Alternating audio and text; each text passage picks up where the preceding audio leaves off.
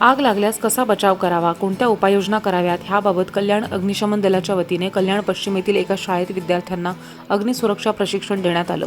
ह्या प्रशिक्षणादरम्यान अग्निशमन दलाच्या अधिकाऱ्यांनी प्रत्यक्ष प्रात्यक्षिकं दाखवून विद्यार्थ्यांना मार्गदर्शन केले।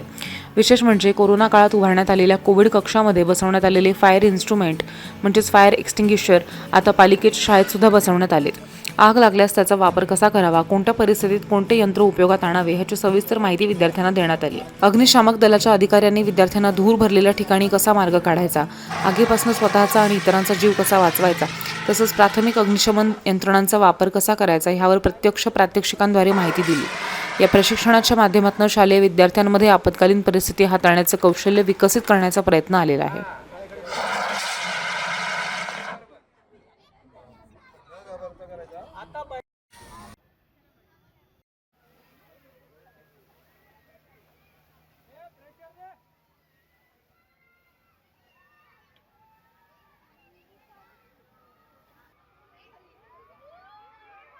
मध्ये फायरचं प्रशिक्षण देण्यात आलेलं आहे, काय कारण आहे? आपणा सर्वांना माहिती आहे की माननीय आयुक्त महोदय ह्या विद्यार्थी व शाळेच्या सुरक्षितेच्या बाबतीत किती कटाक्ष आहे त्यांचा, त्यालाच अनुसरून आज महानगरपालिका क्षेत्रातील ज्या सर्व शाळा आहेत त्या शाळांना फायर फायटरचे जे सिलेंडर दिलेले आहेत आणि आग लागल्यानंतर काय उपाययोजना करावी यासाठी प्रत्यक्ष शाळेतील जी बालकं आहेत त्यांना प्रशिक्षण देणं गरजेचं आहे।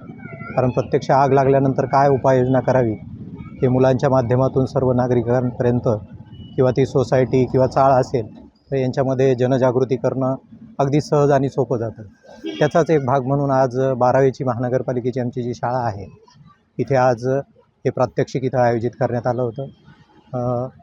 विद्युत विभागाचे भागवत साहेब यांनी सर्व शाळांना हे फायर फायटर सिलेंडर दिलेले आहेत आणि फायर डिपार्टमेंटच्या चौधरी साहेब आणि त्यांची सर्व टीम यांनी प्रत्यक्ष ते प्रात्यक्षिक करून दाखवलेलं आहे की आग लागल्यानंतर कशा पद्धतीने त्याचं शमन केलं पाहिजे हे प्रत्यक्ष त्यांनी दाखवलेलं आहे।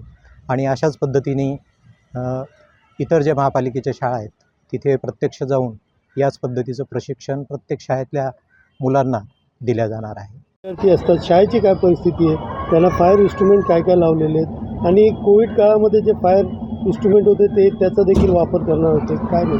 हो, तेच कोविड काळातली जी होती फायर एक्स्टिंग्विशर तेच आता सर्व शाळांमध्ये बसवलेले आहेत आणि म्हणूनच त्याचं प्रशिक्षण ते कसं ओपन करायचं, त्याचं आगीवरती कशा पद्धतीने नियंत्रण मिळवायचं तेच प्रशिक्षण आज त्या एक्स्टिंग्विशरचं देण्यात आलेलं आहे।